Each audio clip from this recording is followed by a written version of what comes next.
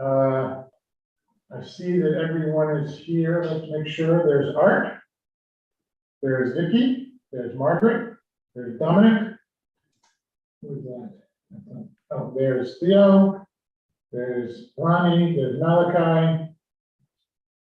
And in the room are Amber, Dewan, and me. Linda, are you there? I can't.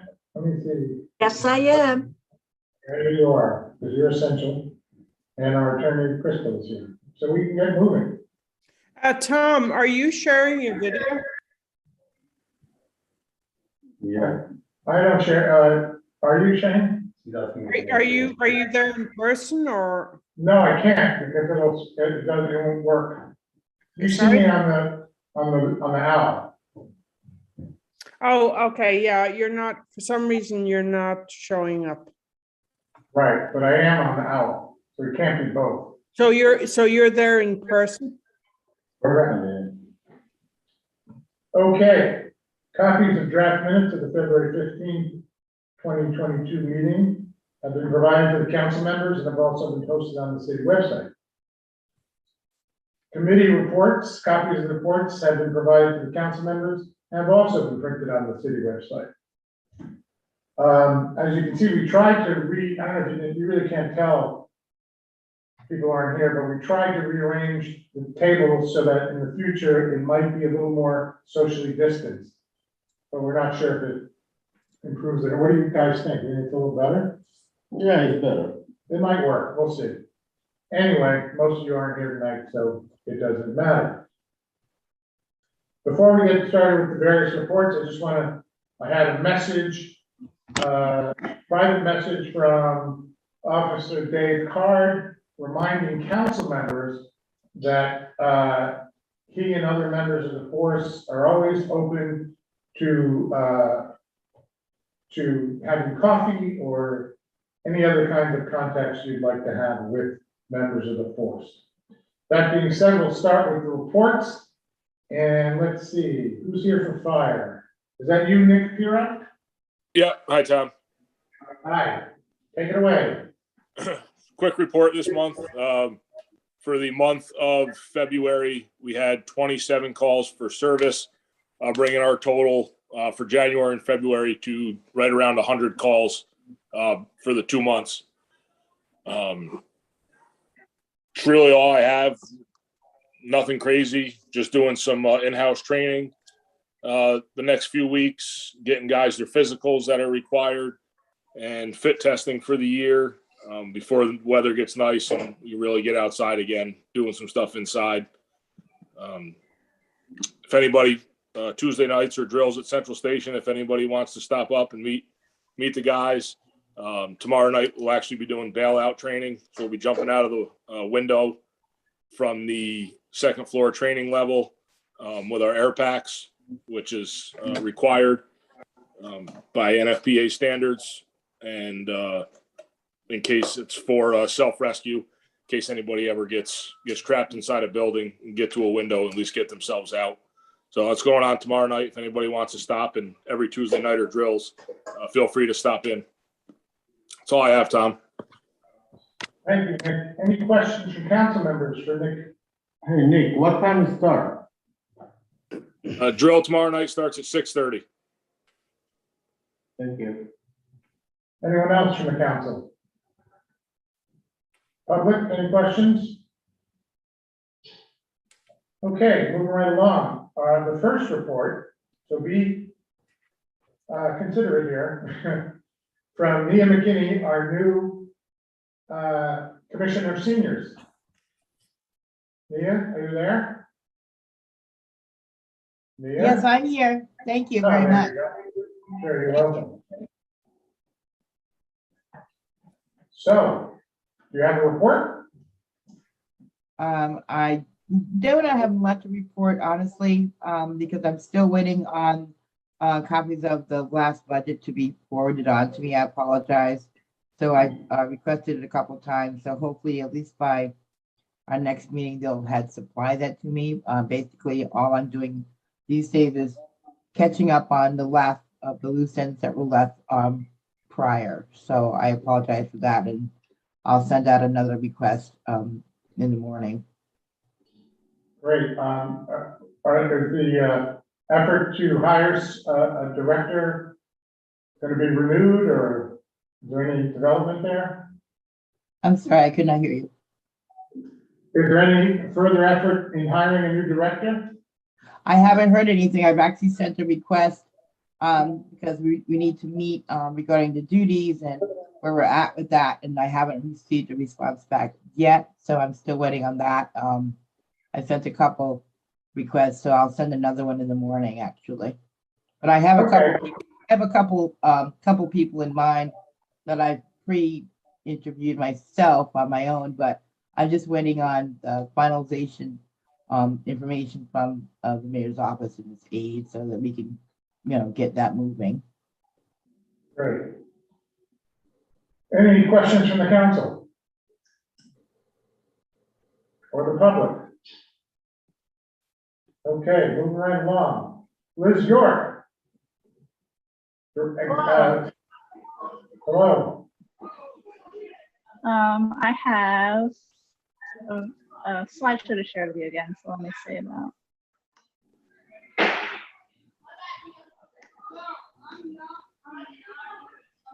Did I do it? I think I'm getting better at this. There you go. Okay. All right, so here's our March reports. Biggest news and most exciting news, we are back in person. We reopened the youth center on the 28th, and we've had kids coming back. We're so happy to have kids in the building. I want to say thank you to the community and council members who supported us during our virtual programming. We were able to create a lot of content, and we set ourselves up to continue to share virtually, but there's nothing like having the kids here in person. And after school programming has been consistently rotating. We've got about 15 to 20 kids that show up for the after school with the younger kids, and we're back to doing homework help, activities, arts and crafts. We've got Bindle Stiff Circus, the Shaker Museum, a beautiful racket. They're going to be doing a program with us. And you can see one of our staff and one of our participants doing some circus skills right there. Here are some more photos of everything that we're doing here. Sorry, Liz. We're not seeing the, oh, there it is. Okay, good. Now it's coming up. Thank you. Okay. Great, thanks. Right. Just some more photos to show some of the stuff we've been doing. Homework help has been going really well, and the kids are just really excited to be back and running around the building. So our teen programming, which is the 6 to 9 time slot, has actually had a lot of participation since we reopened, with a high of 30 teens coming into the center on Friday. Our teens for the teen program tonight are all filing in right now, so I'm hoping I can get this report done before they start playing basketball, which is right above my office. I don't know how well I'll be heard after that. But we don't have any photos of that yet, and so I just put another photo of our pre-teens. We're going to be part of teen programming soon. While we were not in person, we were able to take a field trip. We tried to organize several, but one of the most successful was going up to Albany to the skate rink there. They offered free skate rentals on Saturdays, so we reached out to all our families that asked to be kept in the loop. We had a small group join us, and one of our participants had never skated before, but was a natural at it, and so it was really cool to just spend some time with the kids. Some Oakdale updates. So I'm not sure how many of you have been over to the beach house at Oakdale and seen the changing rooms that are there. They were not the most inviting place. They were large concrete walls, no stalls inside, exposed frame. It didn't really provide the privacy and safety that we needed our kids to have to change for summer camp. And so we're grateful to have that space, but we recognize the need for improvement. And so by working with Friends of Hudson Youth, we were able to find a local contractor who came in and transformed that space. And so here are some of the before photos. Have they loaded? So this is after they took out the old, the spot on the wall was an old shower stall that didn't work. It just kind of collected dirt and garbage, and we removed all of those. And this is a shot of the new improved changing rooms. And I wish that I could do them more justice because they are so amazing. Like, I walked in and my breath was taken away. I was very impressed. And so I'm really excited that we were able to finish those in time for the Oakdale Plunge this past weekend, and so that our kids this summer will have a space where they feel safer changing. And so there's just a comparison of the before and the after. Great job. Thank you. And then speaking of the plunge, the Oakdale Plunge was this last weekend. It was Saturday, and we were able to be there. We had the majority of our staff there to support. We helped set up, we helped with registration. Our vans were providing transportation from the beach house to the firehouse and vice versa. And we were really grateful to be a part of that. I really just want to take a minute to thank everybody who made that event possible. We are so incredibly grateful for the support that is provided to us by this event. And the support goes specifically to our lifeguard program at Oakdale Beach. So thank you so much to Peter Frank, Friends of Hudson Youth, all of the amazing people on the Oakdale Plunge Committee, Malinsky Photography and Unity Now for all of the work that they did. It was just amazing to be able to witness that. And it's just an honor to be thought of in that way. And so I even had a couple of our youth center participants show up and afterwards asked about forming our own team next year. So I'm not saying I will jump in next year, but I am saying there's a possibility.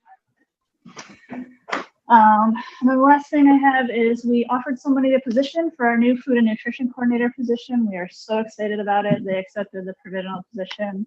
We'll be doing paperwork this week, and they'll actually be starting on March 21st. They had a few personal things to get in order. So next month, I'll share more information about that person and their background and how they've settled into the role. And we are so excited for that. And we are still looking for applicants for a recreation program coordinator. That information and what that job entails is on our Facebook and our Instagram, and I'm more than happy to answer anybody's questions. If anybody you know or you yourself are interested in joining, you can reach out to me, director@cityofhudsonyouth.org for more information.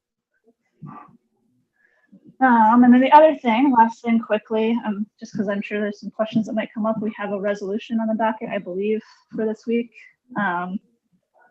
We have a resolution about changing the fee schedule for camp at Oakdale Park. So this past summer, the fees were waived for COVID, but the current fee schedule lists a $100 fee for any camper being signed up who is not a resident of the city of Hudson, and obviously no fee for any residents of the city of Hudson. The changes we're proposing, we've shared them with the DEA. They were on board, and then this is for a 6-week program. We would obviously keep Hudson City residents free. We would offer a $50 registration fee to the families in the Hudson City School District who are not Hudson residents but are attending that school. And then non-resident out-of-district families would still be $100. An additional change that we're putting in there is that additional campers beyond the initial registered child will only be $20 for the families that are paying. So that's, if a non-resident family has like 4 kids they're trying to send, that could be pretty financially straining for them. So we wanted to take that into consideration. We're also aware that we're in a housing crisis. We're still working through all the effects of the pandemic that everyone is going through. So we are going to be offering scholarships or financial aid to any families who have been displaced from the city of Hudson or any families experiencing financial hardship. And the information on how to request that support will be on the registration fees for the families to access. One thing I forgot to put on here is that at the end of the month, we're going to be at the parent-teacher conferences at the Hudson School District, and we're going to have a table there. We're going to start our camper registration for the summer program, as well as share information about everything we do. So hopefully we can do a little bit more outreach and get some more people involved now that we're back open, and hopefully staying that way. And that's it. Thank you, Liz. Maya, are you here too? I am here. Hello. Yes, I just, hi. I want to just thank everybody who organized, participated, contributed to the Polar Plunge last weekend. I'm sorry I was not there to see and witness and feel that excitement, but I'm really grateful that it was live streamed, and so really grateful for that support, as Liz said. Thank you. Thank you, Maya. Any questions from council members? Yes, I have a I question. see, I see, Ronnie has his hand up. Yeah, go ahead. Thanks, Ryan? Tom. Thanks, Meredith. Yeah, can you guys hear me? Yep. Yeah, So I guess this is a question regarding the fee schedule. Do we have any sort of plans to maybe have like a donation fund or something so we can offset the cost for people who might not be able to afford the $100 fee schedule? We want to, obviously make sure that it is accessible. I understand for the city of Hudson, it's still being funded by the city, so that's an amazing initiative. If there was either some sort of a cost sharing thing that we can either draw from, the vicinities where those children might be coming from, or just if well-wishers want to donate to try to offset the cost for the families. Yeah, that's a great point to bring up. One thing that we are considering is having on the registration forms that you could donate to supports. In that way, a lot of programs that you sign up for, if you are in a place where you are feeling financially stable and able to support other people, you can offer a scholarship or a portion of the scholarship and donate some money to support other campers. So that is one thing we're thinking about. And I think we're going to evaluate as the signups come in, how many people are asking for financial support, and then seeing where we need to pull that money from, because I think we'll have some donations. I think we've got Friends of Hudson Youth. We have a donation fund in our budget line as well. So all of those places make sense, and we'll just see where it ends up with how many families need that support. Great, thanks, Liz. Appreciate it. Yeah, Liz. thank you. Margaret had questions. Yes, I had a couple of questions. The third question, which actually generates from Ronnie's question about the fee schedule. So the $100 is only for children who are not in the Hudson City School District and not residing in Hudson. So I think that the city of Hudson and the youth department really honestly has minimal obligation. I appreciate Liz's comment about,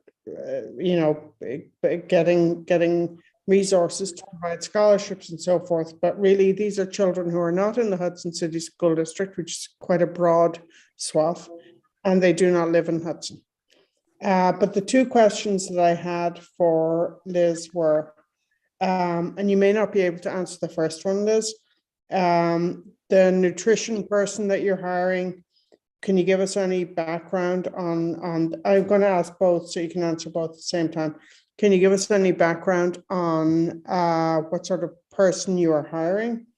It's a tricky, position. So I'd like to know who you're hiring for that position in broad terms. If you have to say, I can't comment on that right now, that's fine.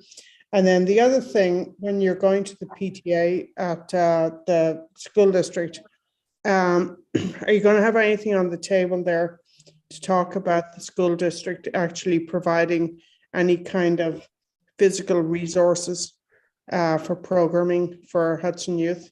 That's something you and I have talked about separately, but is that going to be on the table for discussion?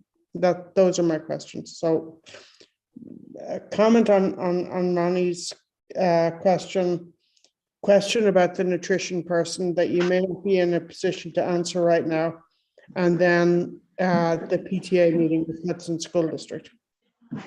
Yeah. I'd say most of the kids that we have at the summer camp are Hudson City School District students, and the ones that aren't, I feel their families are working in Hudson, and so their families are there, and so it kind of makes sense to be able to support them in that way. Gotcha. With the food and nutrition coordinator, they have a background obviously in preparing food. They've got connections with local farms and local like food bank organizations. They have past volunteering at a Boys and Girls Club on the West Coast where they used to live. And I don't have all of it off the top of my head. I just don't have that right here, but they were a very strong candidate, and they're recommended by members of the community. And when we interviewed them, there was a good connection, a good awareness, and a good openness to understanding the complexities of the position and how those needs are going to be met within the department. So, and like I said, I can't wait to be able to give you that more information and introduce them to you next week or next month. Sorry. And for the table at the PTA thing, it's actually the parent-teacher conference, and then the parents will be walking through the gym. So they'll be meeting a bunch of different organizations from throughout the city that offer after-school programming or youth programming or workforce support, that kind of thing. So that in particular event is not really the opportunity to talk about that, but I did get the opportunity to meet the new superintendent when she started. And, we were able to express an interest in collaborating. And so hopefully we'll be able to circle back and have a more in-depth conversation. Excellent, excellent. I think that really connecting your department with the school district and trying to leverage resources is going to be, if you can pull that off, that would be really great. And we've talked about that. Dominic, do you have a question?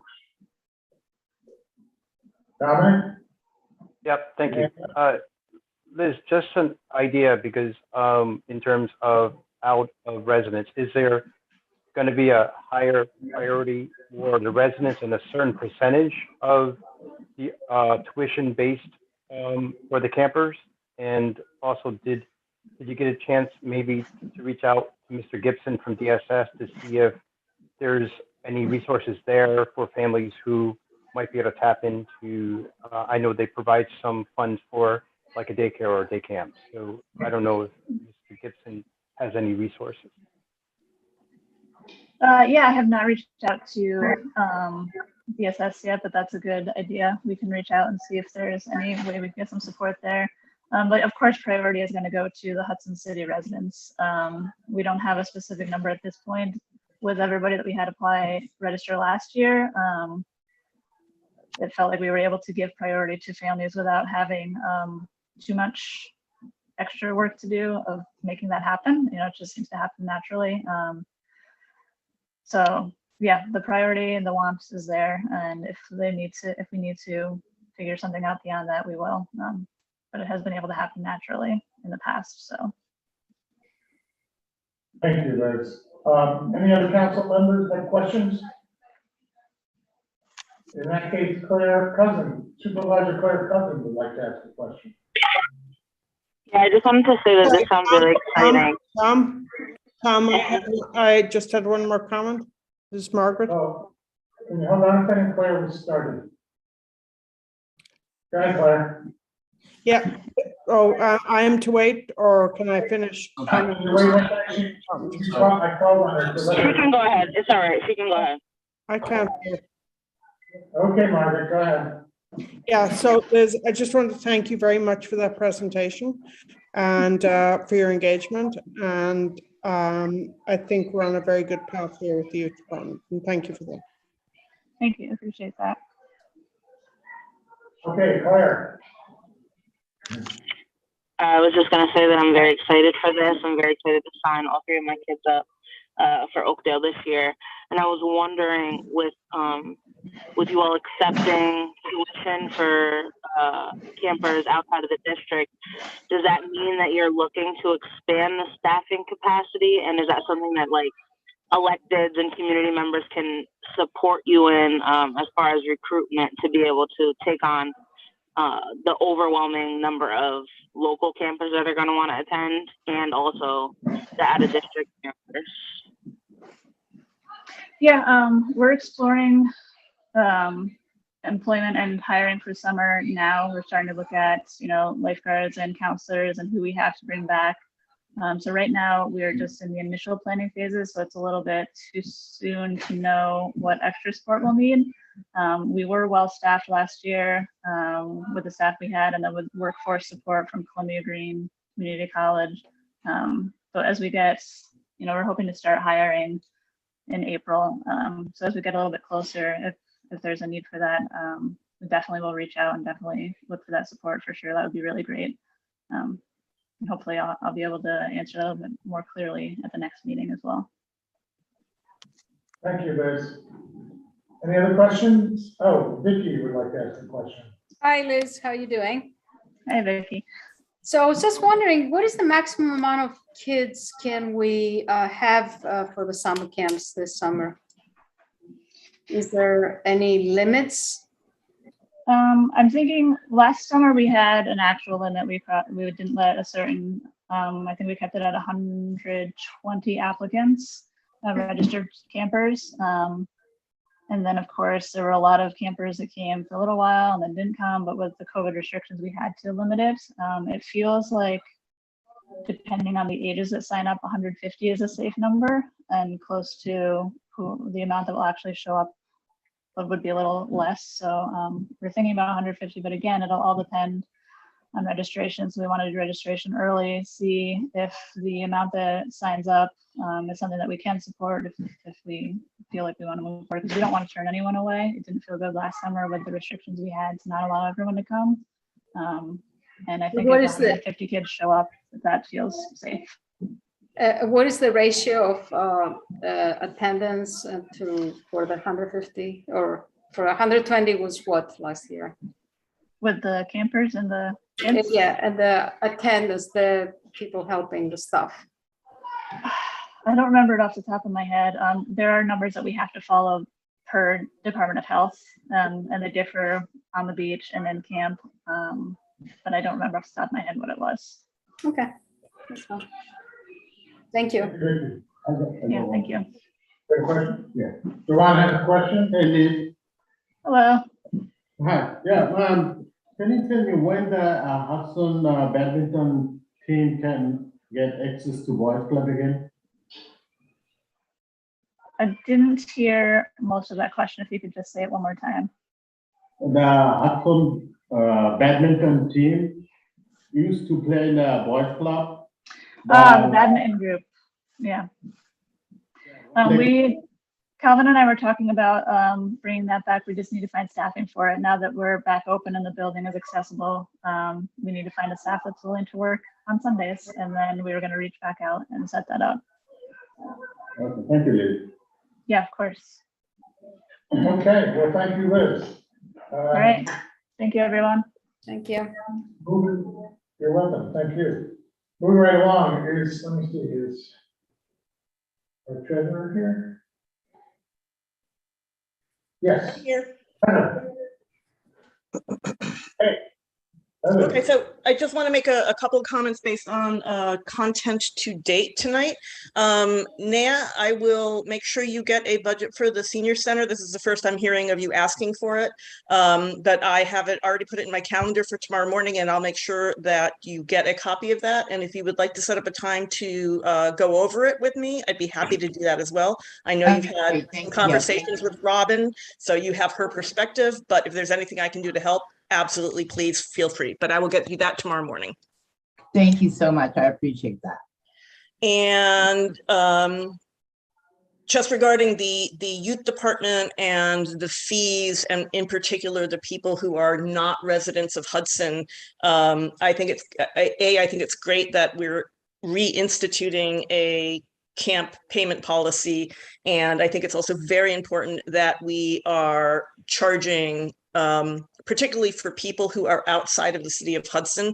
And one thing I would love to do with you, Liz, is at the end of camp is to take a look at how many enrollees we had that were not proper in the city of Hudson and compare that against how much revenue we brought in from the fees. Because I think the one thing we don't want to do is to ask the Hudson taxpayers, who are already burdened with pretty high taxes, to be subsidizing people who are outside of the city of Hudson proper.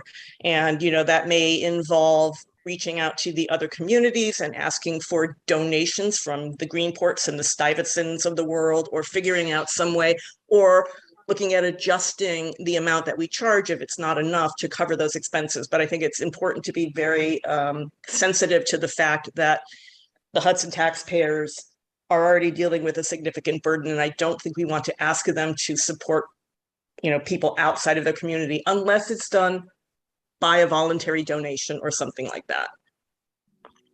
So Sure, just, yeah. And just and I the think we're on the situation- same page for sure. Yeah. And we're not gonna go out and like ask extra, you know, more people from out of the city. It's just because we have them coming already. We want to make sure that we're Yeah, not absolutely. putting that burden. So I Yeah. agree. I think it's great, yeah. Yeah. Okay, so I'm just going to now share my screen, and I've got a very short presentation today. Bear with me. Hold on one second. To the right tab. Okay.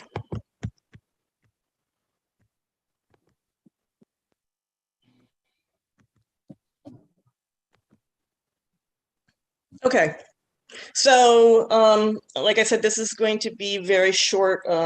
Unfortunately, usually by now I would have had a rough cut of where I think 2021 is going to net at. Unfortunately, I do not have that for you today. We are still literally working on readjusting the 2020 financials because of the changes that the Government Accounting Standards Bureau made. So before we can really readjust 2021, we have to make sure 2020 is correct. So it's all kind of a mess, and it's not helped by the fact that we do continue to be short-staffed. So having said that, I will just leap right into this. So one thing that we talked about the past couple of months is an accrual policy. Although the city's been offering employees the ability to earn accrued time, there's never been a written policy in place in terms of how that amount would be determined, how it would be used. It's a very much a municipality thing. You know, it's always been done this way for the last 30 years. So we're trying to put a little structure around that. The mayor's office and the clerk's office and I reviewed the draft policy. We all had some comments, and so that policy is being modified, and I expect that it will be available for the council to review in the next, if not next month, by the month after that for sure. In terms of resolutions, as far as I can think of off the top of my head right now, there's going to be at least one, which is an additional encumbrance. It's only $500. It has to do with money that was received into one account that we've determined needs to be moved to a different account. The first account did not need to be encumbered. The second one does. So I will have that to you well within 24 hours before the next meeting. In terms of revenues, I have both 2021 and 2022 here. So a couple things changed on the 2021, and this is why I say we don't have 2021 numbers finalized yet, because we receive both, you know, certainly in the first 3 months of the year, we receive both revenues that are actually for the prior year that need to be charged back, and we receive expenses that we'll be paying in the year because that's when we get the invoice, but they're actually for products or services that happened in 2021. Those are called chargebacks. And so until we get all the chargebacks recorded and in place, we won't know how we net out. So this is still all through chargebacks, but we've done some chargebacks. So for example, on and off street parking, I think we were at 103 last month, and we're up to 133.5 because that's revenue that we collected from parking meters in 2021, but didn't necessarily get deposited into the bank until 2022. So what you can basically see though is that we are now at minimum at 110% of our 2021 budget, and basically the same amount for a year ago. And I show you the 2022 budget there, but we're going to be talking about that on the next scroll down, because I've got the first 2 months of 2022 numbers in to share with you as well. And that's actually, sorry, right below you. I couldn't remember what order I did this in. Apologies. I think I started to move them all together, all the 2021s together and the 2022s, but I forgot halfway through. So apologies. So this next chart, or this next table, is actually the 2022 numbers. So you can see right now we're at $97.1 thousand versus a budget of 685. So we're at about 14% of our budget, 13% of versus year ago, but we're only 16% through the year at this point. So we're basically tracking okay on all of those revenues right now. You'll notice that parking and other permits is extremely high for the first 2 months. I started to research that and haven't done so yet, but that's looking strong. The other nice thing is I'm going to go back for 2021 for a moment because the Front Street lot numbers you can see came in significantly higher. I know there was a lot of concern and question, certainly by me and I think the rest of the BEA about whether those monies would return, because we believe a lot of them are from people who are commuting in and out of the city on a regular basis, both weekenders, but also people that were working. And the remote working situation seemed to have a pretty dramatic, I mean, it absolutely had a dramatic impact on our revenues for 2020, as you can see. So it's nice to see that that's rebounding, and we'll be keeping an eye on that for obviously the rest of 2022. So building permits and fees, again, now we're back to 2021. And again, you can see that we rebounded quite nicely in 2021 versus 2020. It had dropped all the way to 120,000 for both plumbing and building permits combined. We're up to 182,000 in 2021. So that's a strong performance. We had 167,000 budgeted for 2022, and on the next scroll down, I'll show you where we are with that to date. And there's actually, unfortunately, and I apologize, I do not have the 2022 building permits and fees number in front of me, but my recollection is that we are tracking fine on those numbers as well, so I apologize. And the sales, mortgage, and lodging tax revenues, just showing you where we netted out at the end of we've got everything now in place with the exception of 1 month of lodging tax that will collect in the end of March, but it's for December, January, and February. So 1 month of that gets charged back to 2021. So that number should go up a little bit. So we're looking strong on that front as well. And that is all I have for right now. So Heather, this of course is a phenomenal news about 2021. Does this, all these increases go right to the general fund, correct? Yes and no. I mean, because obviously the other side of the revenue increases are what happened to the expenditures. But yes, I imagine that it's going to be a pretty strong contribution to the general fund, because most of the revenues that are coming in are not particularly, they don't have direct expenditures associated with them.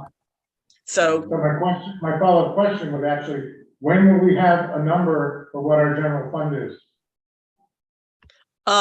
Realistically, I can have an estimate for you by next month. We will have a number that we have finalized on by May 1st, because that's when we have to file the annual update document with the Department of State. But until the auditors review the AUD, which is the annual update document, we won't have an absolute final number. But it should be pretty clear, certainly by the end of April. Great, thank you. Yep. Questions from council members? I don't see any hands. Public? Sorry, I'm sorry, Heather, I have a question. Don't be sorry. This is Margaret. Yeah, no, I'm sorry because I was on mute. Can you go back to your spreadsheet?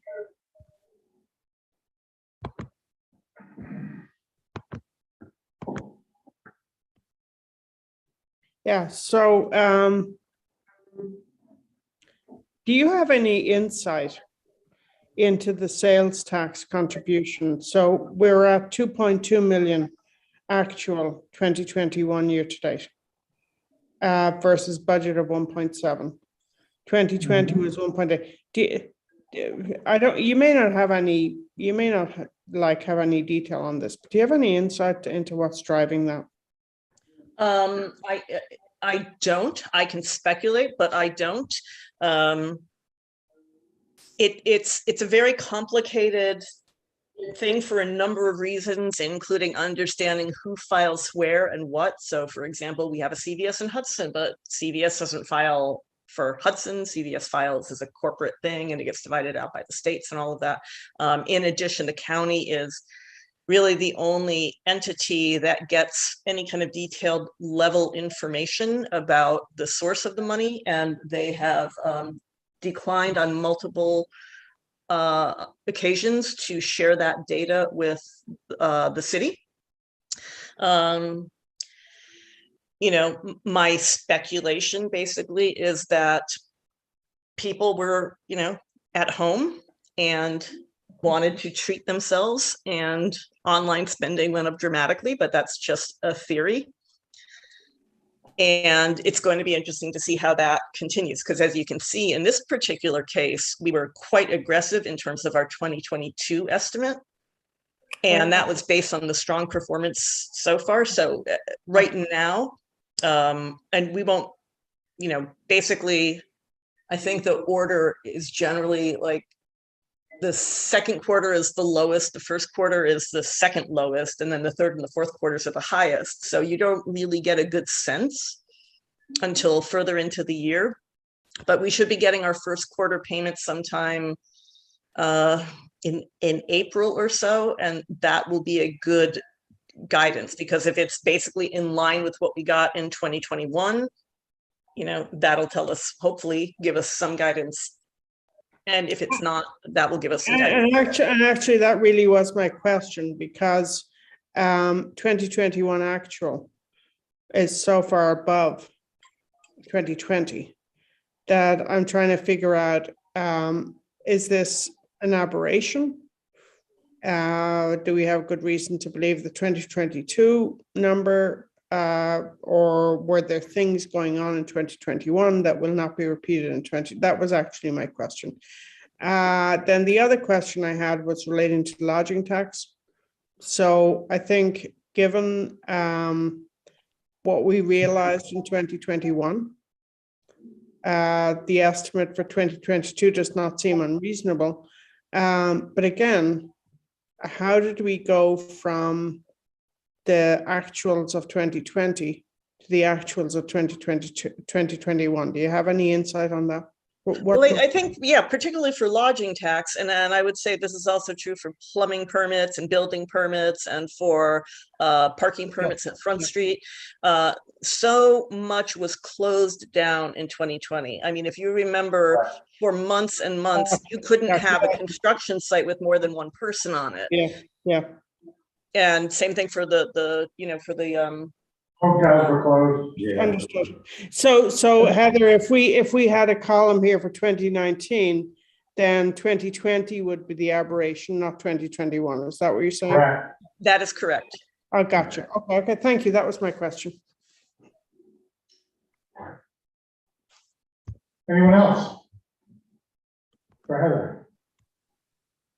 I don't see anyone. So we'll move right on. Thank you, Heather.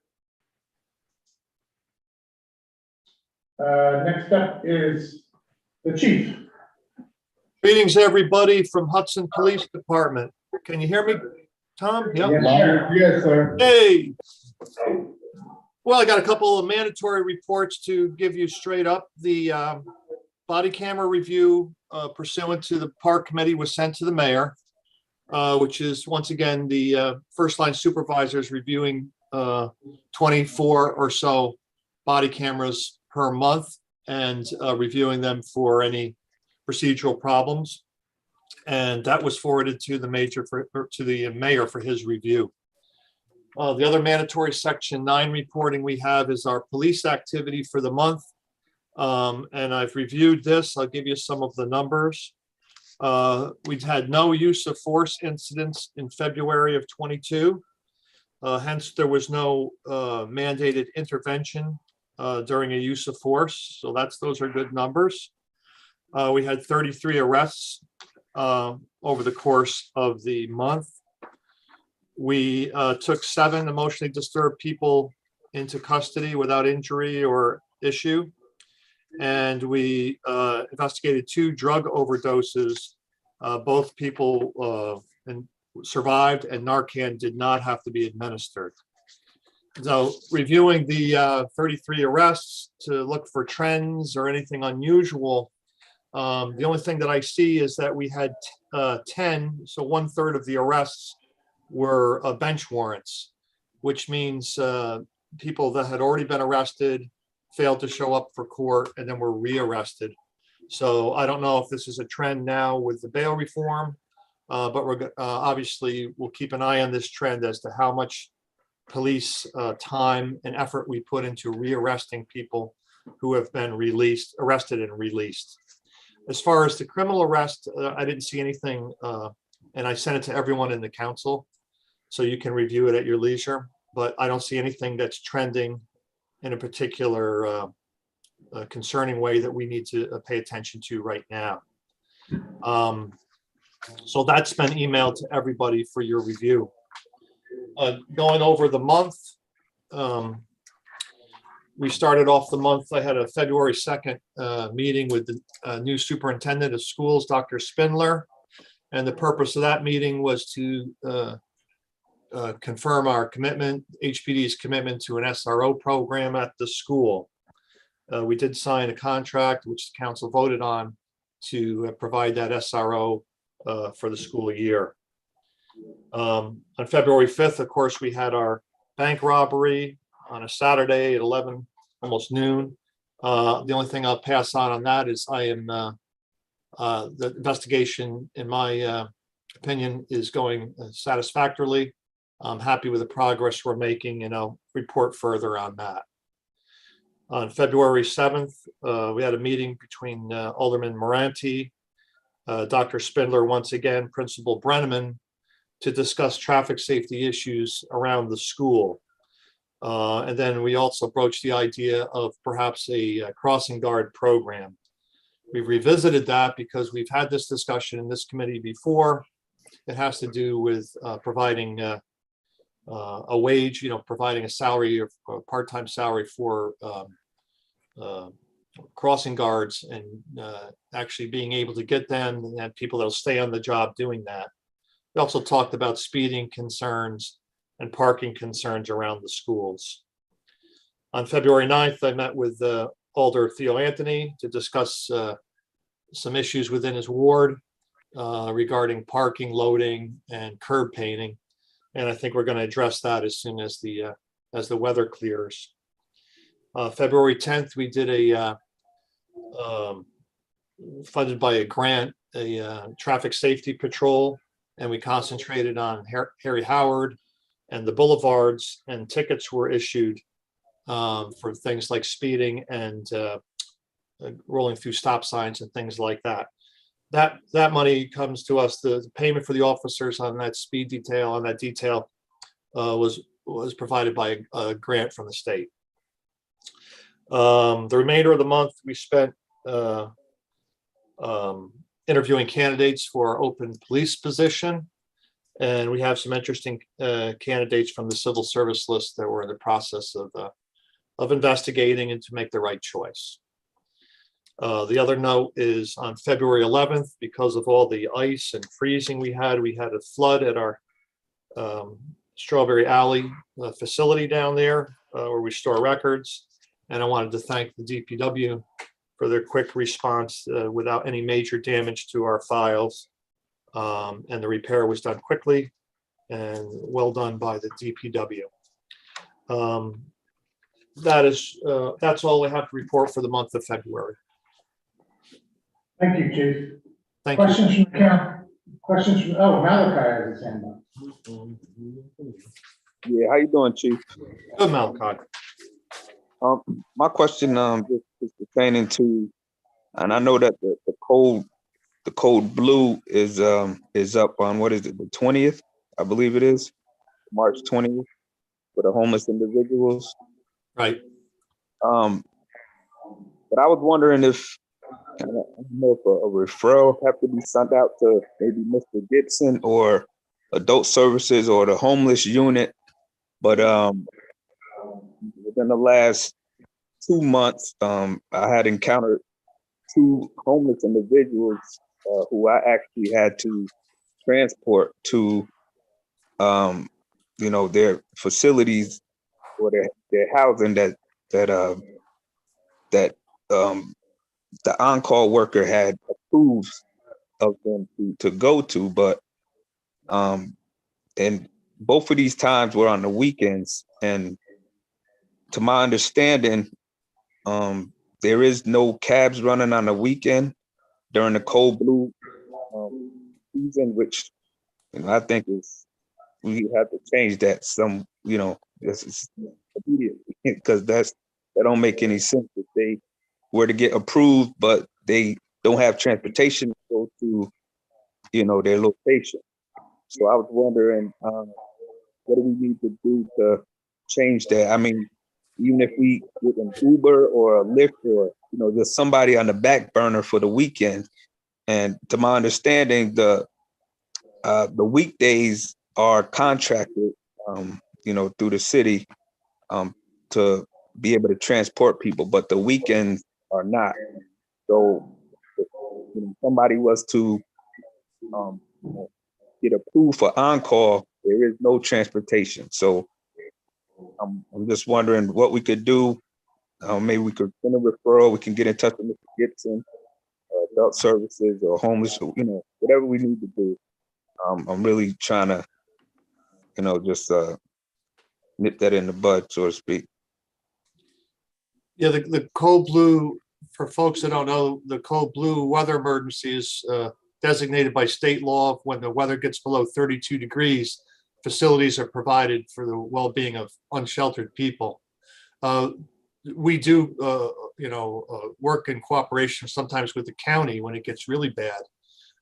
We have standing orders that if we encounter an unsheltered person, to provide transportation to the code blue facility, or in worst case scenario, even to our facility here, and then call the caseworker and try to hook them up that way. We have a pretty good record of really going out, patrolling the areas that we know that they might be encamped, and keeping them from freezing. So we're familiar with that. As far as the funding for Uber and things like that, it would probably be a good place to start is on the county social service level. All right. Well, one individual that I did transport, he and I actually was at the police station trying to get transportation, and was told that, Hudson doesn't leave this jurisdiction to bring him out there. So that's why I actually, no problem, transported him out there. So how far is Hudson allowed to transfer an individual? We just brought one. We brought people outside our jurisdiction all the time, Malachi. I don't know what exactly incident you're talking about, but we transport people outside our jurisdiction all the time. Okay, Chief, I'm just telling you. I mean, I'm not lying to you. No, I believe you. I believe you. I don't know which individual. I wish you'd called me outside this meeting to get the specifics. I'll get you this. I'll look at the specifics and we'll find out what happened. Okay, I'm telling you that's what I was told, though, that they don't, Hudson PD don't leave the jurisdiction. But all right, I'll talk to you. Yeah, it's not accurate, but I'll look into it. Yeah. Thank you. Vicky? Hi, Chief, how are you? Good, Vicky. Hi. Hi, so I was wondering if you communicated with other police departments from other districts, if you know, how is the bail reform working out for them? What feedback do we get? Like, is it a successful thing so far? So that has been actually my mind for a while. And my other question is the patrolling that your department does. How many hours is it? How does it work? Can you give me a little information? Like, is it a couple of hours a day? I don't know anything about how you guys patrol, so I was wondering how that works. Okay, so regarding the bail reform, I'm not a political person, Vicky. I try not to take political sides. If that's the law of the land, then here in the department, we try to do the best to abide by it and cooperate with it. That's why in this meeting today, when I started to see an uptick in the amount of bench warrants, that's something we have to monitor. Now, why? Not for any political statement, but this isn't the assets that our taxpayers have to pay for. You guys deserve to know that if we are paying extra money to round up people 1 time, 2 times, 3 times, I think that would be something relevant that you'd want to know about. So we've always had bench warrants for many, many years here. The question is, are there more now than ever? And since the bail reform laws were passed, so that's something we're going to have to keep an eye on. I'm going to guess that we're probably going to spend more money rounding up more time, manpower, money, rounding up people a second and third time. But as of right now, I'm just speculating. We'll have to see what the numbers show. As far as you're talking about parking attendance now? No, I was talking about speeding tickets, about the regular patrol that you guys do. Like, how is it? Like a couple of hours a day? I don't even know how. Depends. So we have a patrol strength that varies depending on available manpower. Certain months we might have people out on training, which reduces the amount of available patrols. And then of course it has to do with the amount of calls answered. So I hate to say that in free time is when they could do traffic enforcement. But what we do is we apply for various grants and work in cooperation, let's say with the sheriff or state troopers. So you'll see us around. We might have a seatbelt initiative, or we might have what they call Buckle Up New York Boonie initiative. And then there's the PTS grants that come around. So what we try to do is get grant money to supplement the manpower, because we're much more effective when we're trying to do traffic enforcement outside of our call responsibilities. So it depends on the month. We try to target holidays, obviously, and high traffic times to spend our grant money. Okay, thank you. Thank you, Vicki. Theo, you have a question? Yeah, no, less of a question, more of a comment, just on the record, that I think just in the scope of this meeting, and in the absence of actual numbers on bench warrants, and it's tied to bail reform, I think it should just be said that we don't know any correlation, and further that even if we do see that the bench warrants have gone up and bail reform is now the law of the land, that correlation is not causation, and that much further analysis would be needed before we could even sort of be talking about the bail reform in this forum. So I really appreciate the report. It's really great to see how few use of force incidents we have, and I really appreciate the transparency. I just wanted to say that for the record, in light of Chief, what you just said. Thank you. Thanks. Thank you. Okay, thank you, Theo. Anyone else from the council? Yes, I did actually have a question for Chief. This is Margaret. Hello, Margaret. Hi. So you were talking about, I was taking notes of the number of arrests, and I wrote down 1/3. I think if that's correct. I think it was of the 33. Yeah, I wrote down 10. Yeah, 10. I wrote down approximately 1/3. 33%, yeah. Yeah. So forgetting about causation and correlation and so forth, in your experience, which is extensive, is this higher than what you've seen in the past? Is it par? Is it about what you've always seen? What in your many years of experience? Quit reminding me how old I am, Margaret. Yeah. Well, you're younger than me, so yeah. I don't feel old. No, you're younger than me, so you're okay. So I mean, just to put this in terms of perspective, is your experience that you are seeing forgetting about any interpretation. More. Okay, there's too many, Margaret, in all honesty, we're going all the way back. There's too many factors to really make a statement right now. I tell you why. Fine. The COVID is like unusual time, yeah. crazy. Court backlogs, Yeah. people's availability to come to court, amount of activity, arrest activity, which crime is going down in our city, in our county. So I think there's too much to make that kind of correlation right now. And also whether, for example, we had a time where there was only one judge available. So hence there was more bench warrants going out. So I think it'd take a little time to. So it's really, well, even looking at gross numbers, they're not necessarily informative. Yeah, I'd say, yeah. I mean, I've been looking at it. So I've got 40 years of doing bench warrants. Okay. That's a long time. Yeah. And these things they go up and down, but there's more than just one factor. Right. And I think we need to take an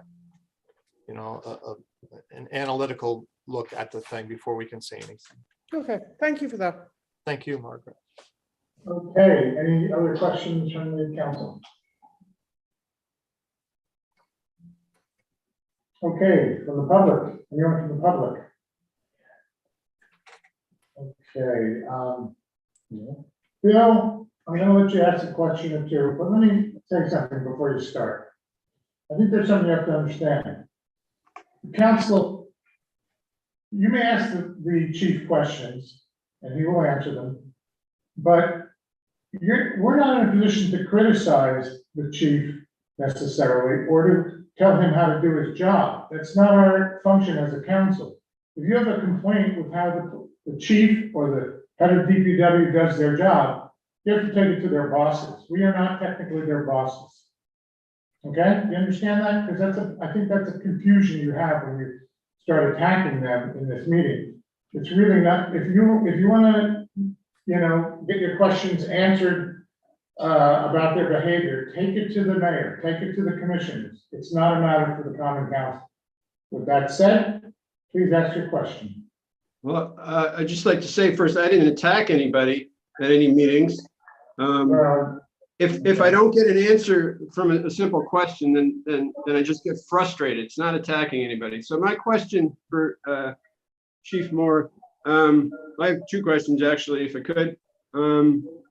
There was an accident a few weekends ago at 6th and Columbia that hit a fire department vehicle. Chief, you're aware of, and nobody cleaned up the debris after the accident. There was a lot of debris right at the corner of 6th and Columbia. I'm wondering who's responsible for cleaning up the debris after an auto accident in the city of Hudson. The vehicle and traffic law makes the tow truck operator responsible for cleaning up the debris. Unless it's too extensive and we got to ask DPW to come and help. But it's in the traffic law that the tow operator bears that responsibility. Okay, and if that fails, what happens next? Since nobody did it after the Bill, question was asked. You want to use up your second question? Or do you have a different second question? That's a follow-up to the first question because I'm trying to get at the point that since it wasn't cleaned up by the tow truck operator, which is supposed to happen, who was supposed to do it? What is that DPW's job, your job? Or is somebody supposed to call the tow operator to get them back out to clean up the debris? Yeah, I would think, hey, Bill, I would think that if there was extensive debris and glass and stuff not cleaned up, I would assume someone would call me and then we would make some kind of arrangements to clean it up. And DPW has done that in the past. We've called tow truck operators in the past to do a better job. We have, a few accidents around. We generally don't have a problem in this area. Well, there was an accident. Okay, Bill, that's answered. Please go on to the next question. So all your officers who respond to accidents are aware that the tow truck operators are supposed to handle this? Bill, come on. Next question. Next question. I'm curious, is one of the parking enforcers by the name of Stan still works out of his personal pickup truck, his private vehicle. Is that correct?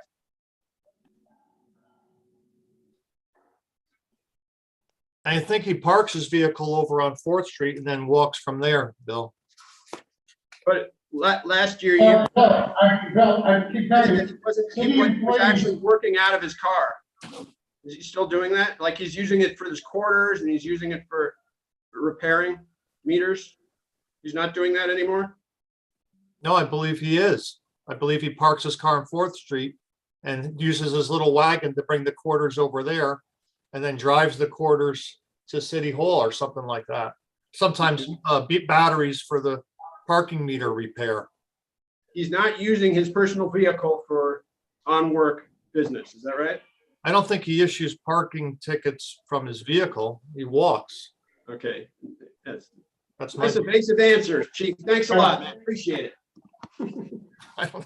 Okay, anyone else with questions? Okay, let's move along to Rob Perry, if he's here. Let's see, Rob Perry. Thank you, Tom. Oh, sorry, Chief. Thank you, Chief. Thank you, Chief. Rob, are you here? I'm here. Well, there you are. Okay. You need the screen or should we do it? You can go. Okay, great. Thank you. You're welcome. All right, so septage for January was $19,800. We usually average about $25,000, but it's not uncommon for January and February to be lower revenue just because it's snowing and all these guys have to hump it through the woods to back of a house, and when there's fresh snow, they just don't do it. What you're looking at here in this picture are 2 of the 5 aeration blowers at the sewer plant, and kind of I'll bring you back to where we left off last year. Is 10 years ago we built $500,000 to the sewer plant, and it was great, except that now everything in the plant is 10 years old. So last year we had over $100,000 in motors and pumps that had to be repaired. So this year we're starting out again. One of the motors was actually rebuilt, and another one had to be fully replaced. That was about $10,000 total. We had a camera. There was some questions when we had the bids out for the Front Street project. So rather than have contractors, with the more that's unknown, the higher the bids get. So because the contractor wants to cover themselves, so we were able to go and get video and do some amendments to the drawings to make it more clear for the bidders. We'll all be cutting off. Rob, can you stay on your mic better somehow? Because you keep fading in and out. Oh, I don't know. Yeah, you're perfect now. You hear it now or no? Yes. I mean, I could switch to my phone, I guess, if that's a problem. You sound great now. Oh, okay. A view from inside the consultant's truck. They have this is video that gets done from inside the sewer mains. They did some combined and they did some storm lines and were able to give us some very good information. We did open the bids for Front Street, and the lowest bidder. Is there a problem?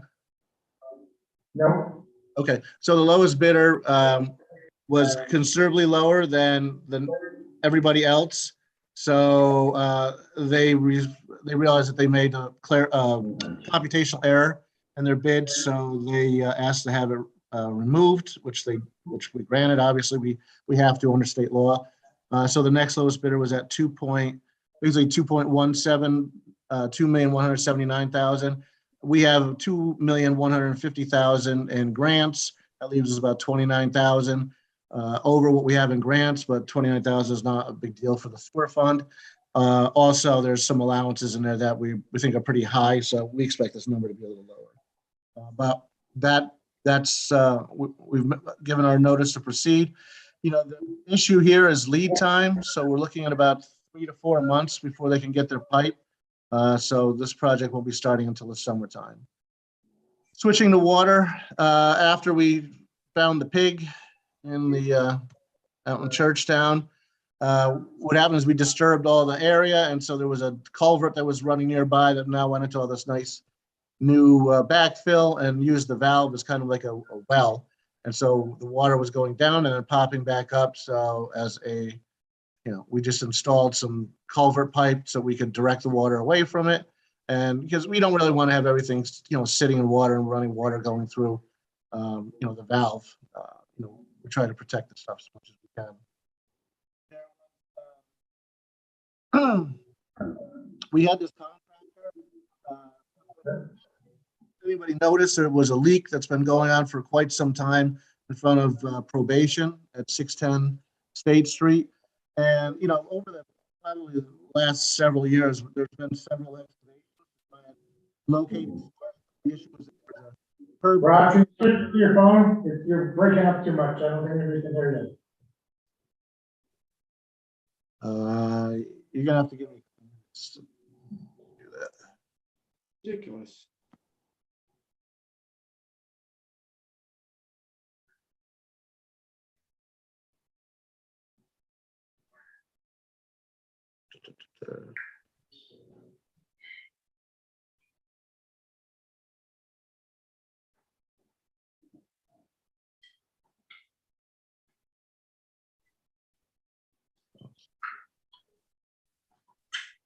I don't see a number. Yeah, you're fading. What's the number? Yeah, what's the? Still not good.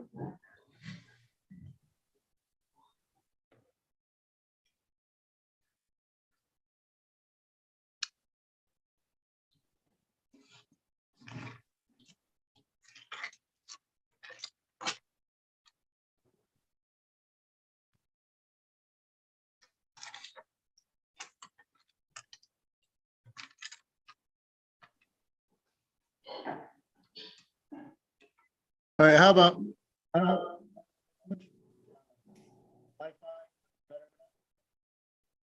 Still nothing.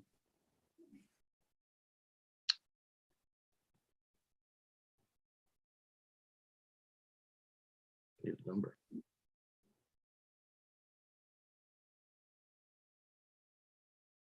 Tom, this is Margaret. I wonder if we could ask to have this report submitted to us. We didn't receive it ahead of this meeting.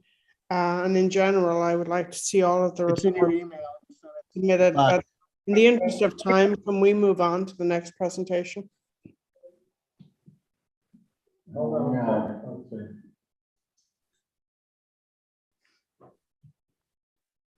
Give me one more minute here.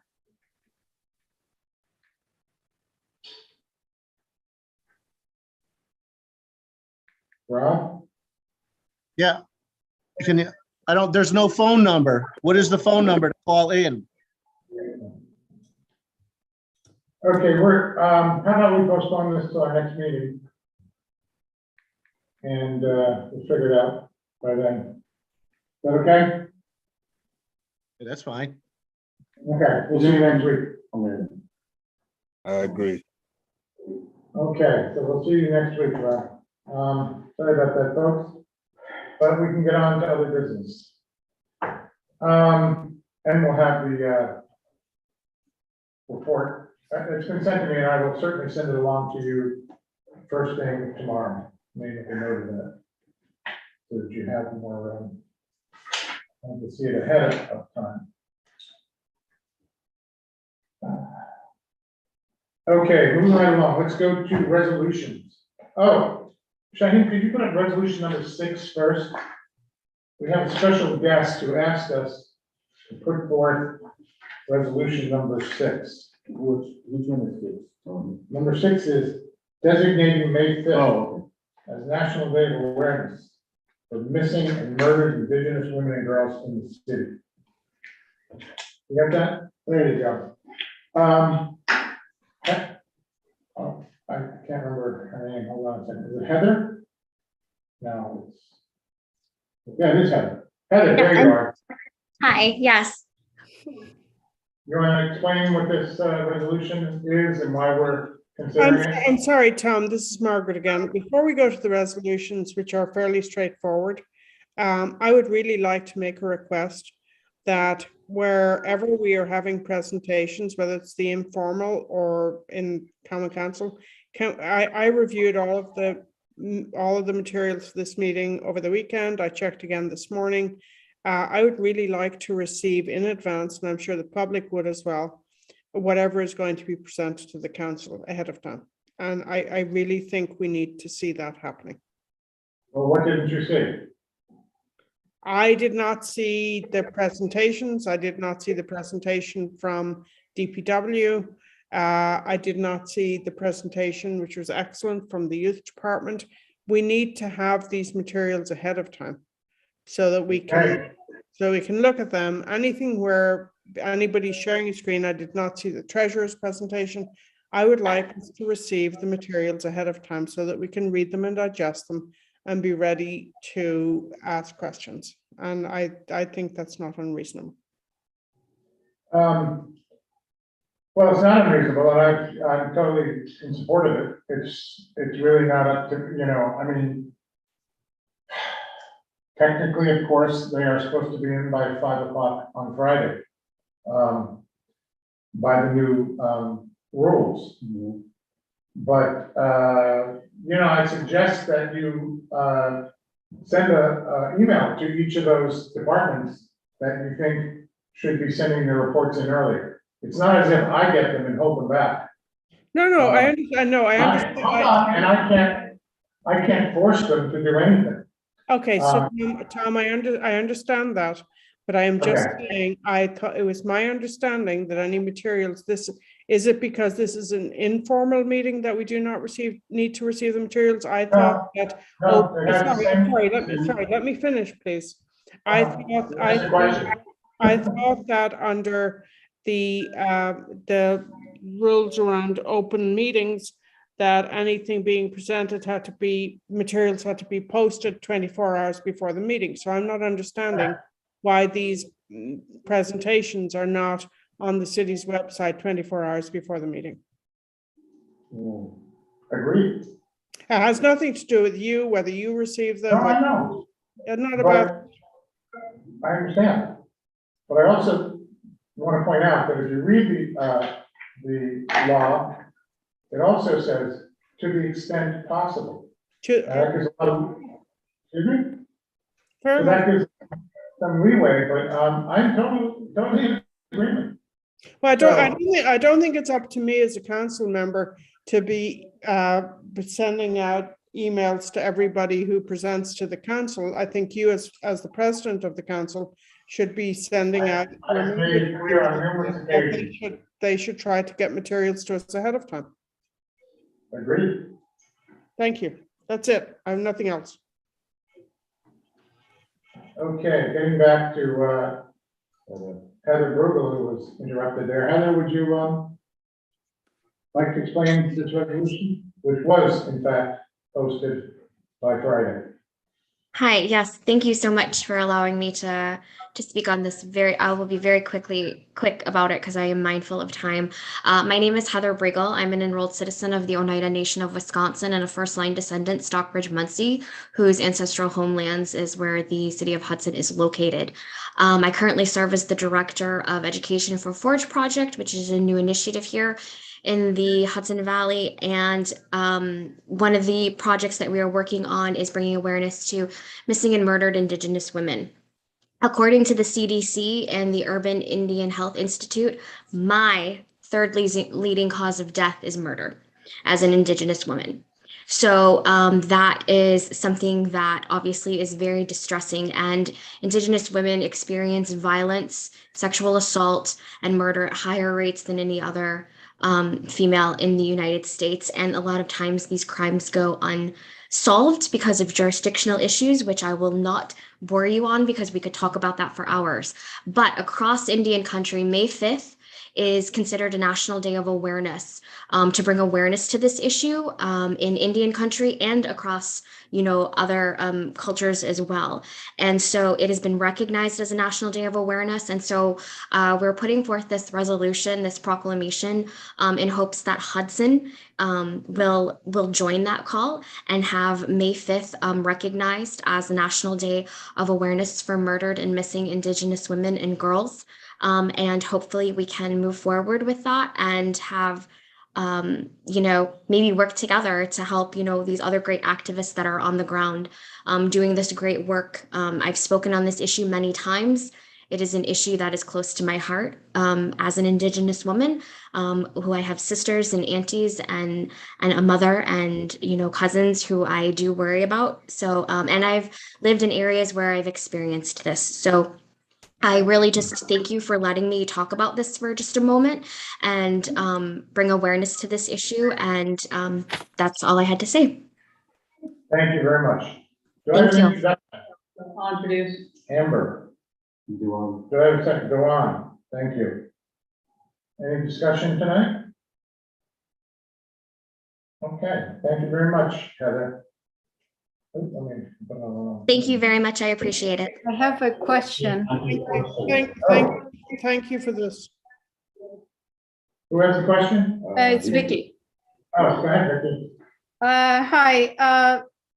Yes, that day is very important because, of course, of the Hannah Harris that she was murdered, and there are a lot of incidents like that. And I'm glad we are actually having that date. But through the resolution, I noticed that we're using the term American Indian, which I think it's an outdated and colonial term. It would be more appropriate and not undermine the Indigenous ethnicity and to use Indigenous or probably Native American. But I think the American Indian is not correct. So. Well, this came from Heather. Yeah, I don't know where it came from, but I don't. It came from me. Okay. It came from me as an Indigenous person and a historian. I can tell you that in federal Indian policy and in a lot of work, American Indian is still used federally across the board. No, I know it is used, but isn't this, do you find this, is that acceptable for you? Is that something that you want to, you find it okay, or?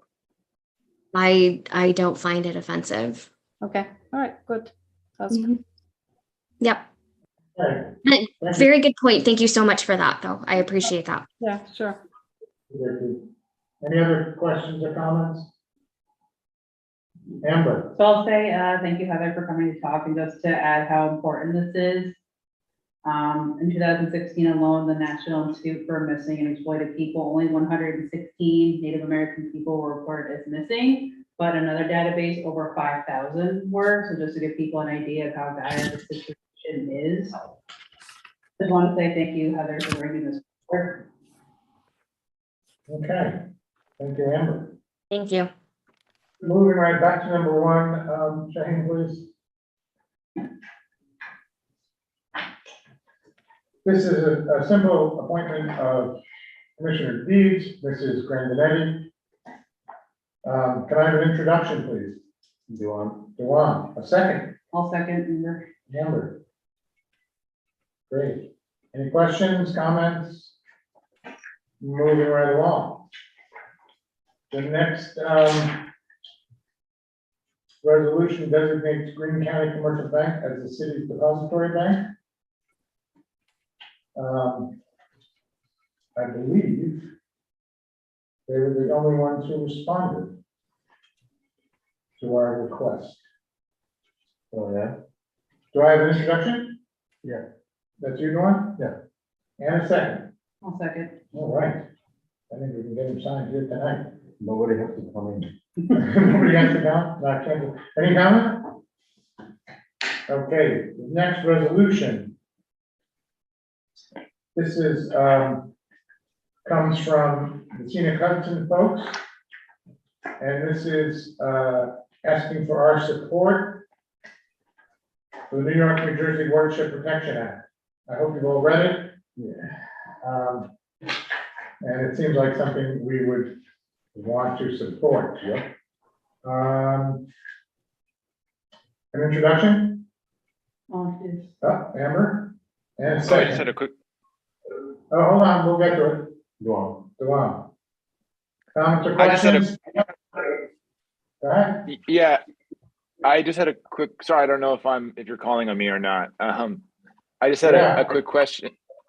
I just had a quick question. I'm obviously for it, but I'm just wondering, is this just a sign of support, or I understand it's like a new agency that's going to be giving out grants. Like, is this just putting us in line for those grants? Is this just signaling our support? Is there any like mandate attached to this? Obviously, you don't see anything in the language. Yeah, this is just the support, because it will create another source of money, but this is no direct relation to that for us. Okay, great, thanks. Okay. The next resolution is another simple one. It's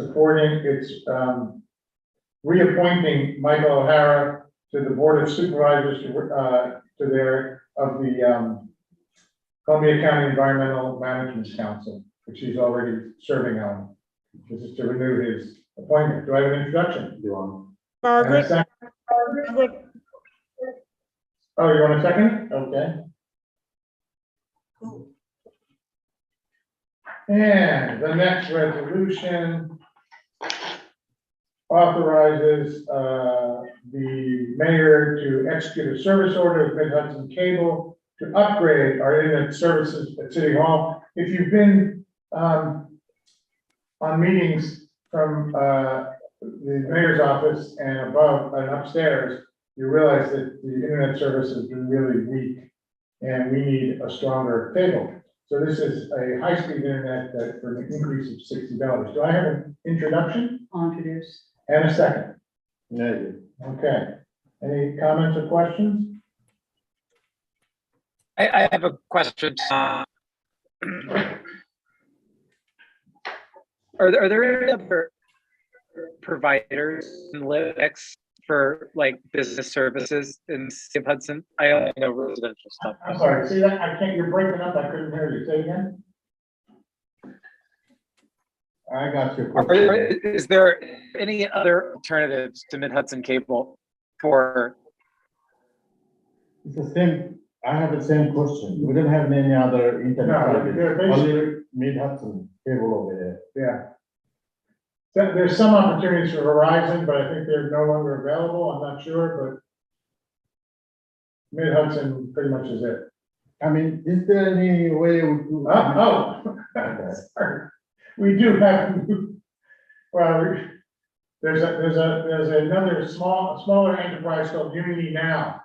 Okay. But I shouldn't mention who it involves because that would be promoting a city employee. But yes, they offer service as well. The thing is, Mid-Hudson has all the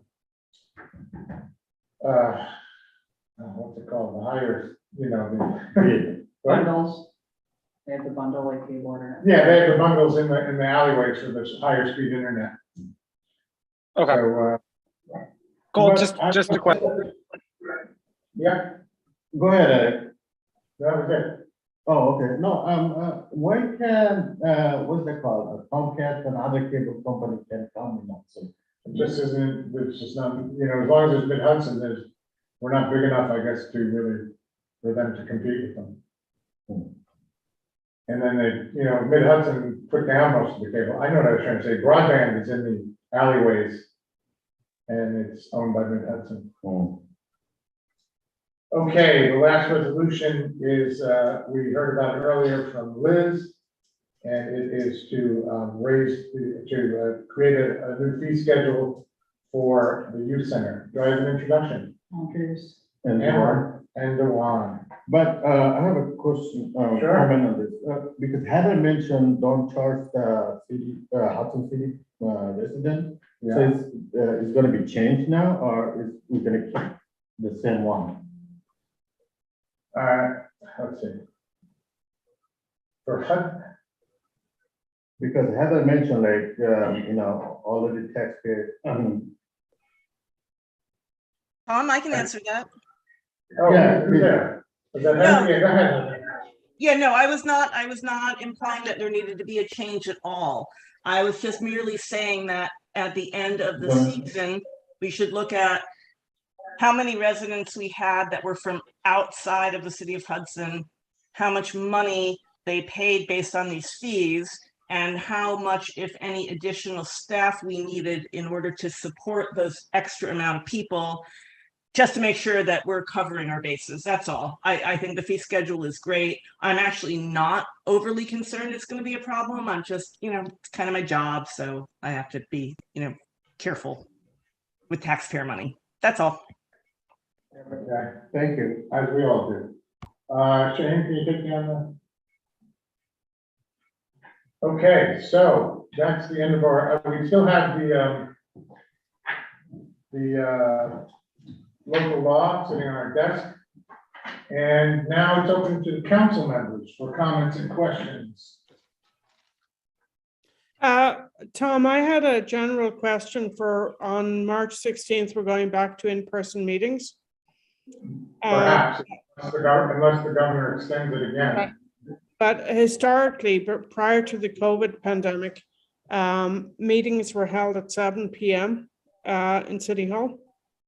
And I would like, I don't expect anyone to have an opinion tonight, but I would like all of the council members to think about whether or not we should return to our 7 p.m. schedule when we are meeting in person to allow people the opportunity, including the public, to deal with dinner issues and so forth prior to the meeting, because having a meeting in person at 6 is actually very challenging. Okay. I just want to put that out there for everybody to think about. Yes. We can email each other, we can think about it, but I would like to put that out there for consideration. It was moved because the previous council was unhappy with the 7 o'clock, but for me, it's, it's up to the council.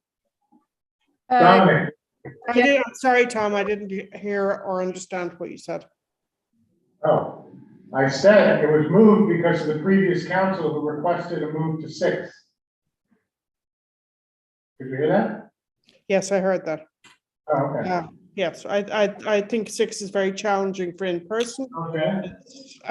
For a variety of reasons, it's difficult to schedule dinner before that.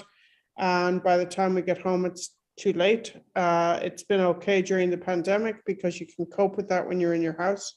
But I think I don't expect anyone to have an opinion tonight, but I would like us all to think about it. Okay, Dominic, you're up next. Thanks.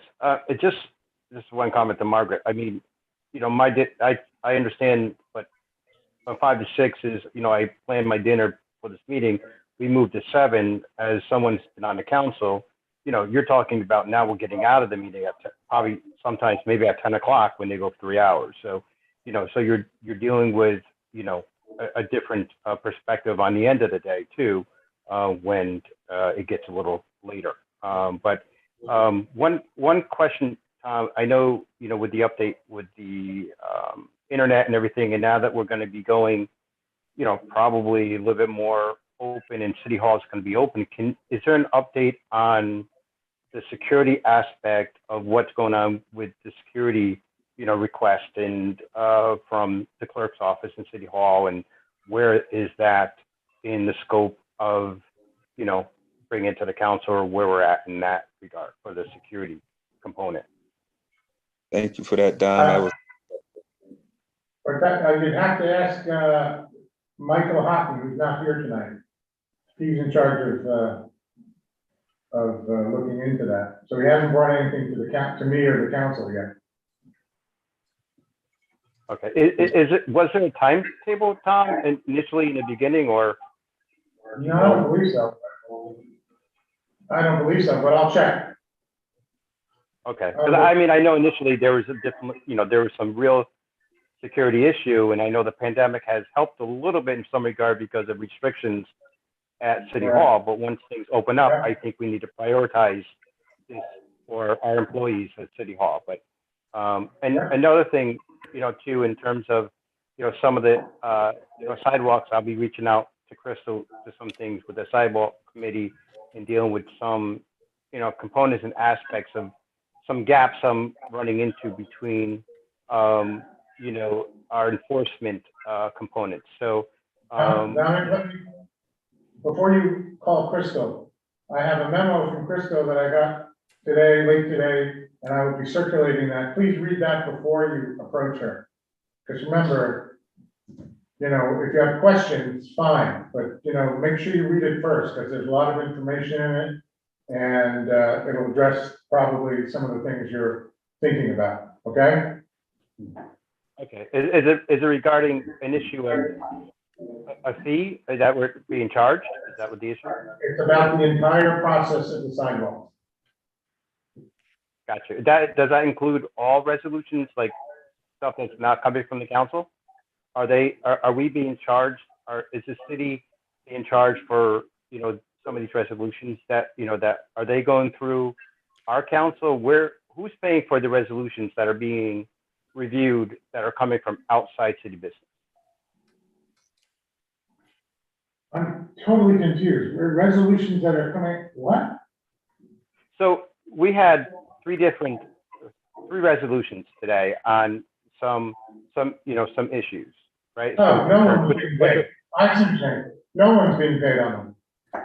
Okay, so they're not being vetted through an attorney. They're just coming through. Correct.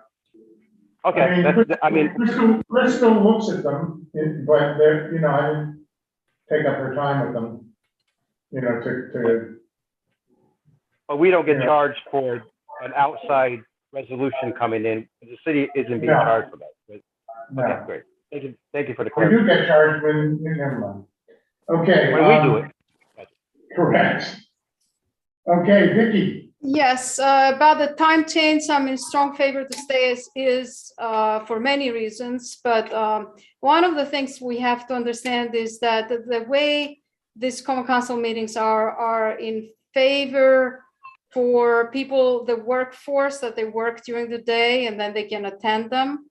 But they're not for mothers that, their kids go to school and then that's the perfect time they wish they had that, the meetings. And of course we can, but then it gets very busy in the afternoon and evenings when you have children. And of course, I'd like to see, I know mothers actually listening to this, they would like to be able, if they, in the future, they are older persons or elders, whatever they are, they would like to be able to put their kids back to sleep, and these meetings can get long and it can be an issue.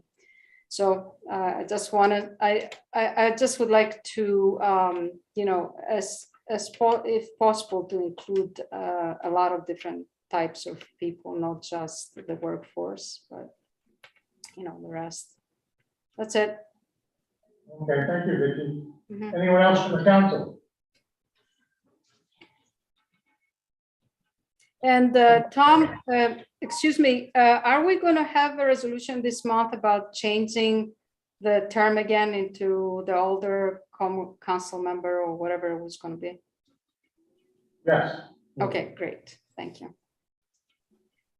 Wait, we didn't approve it last time? I thought we did. We didn't. No, the resolution has not passed. Okay. We had the emails about certain things, but nothing really went through. So I really think it's important that to move on, if possible. Okay. Thank you. Anyone else? Council or public?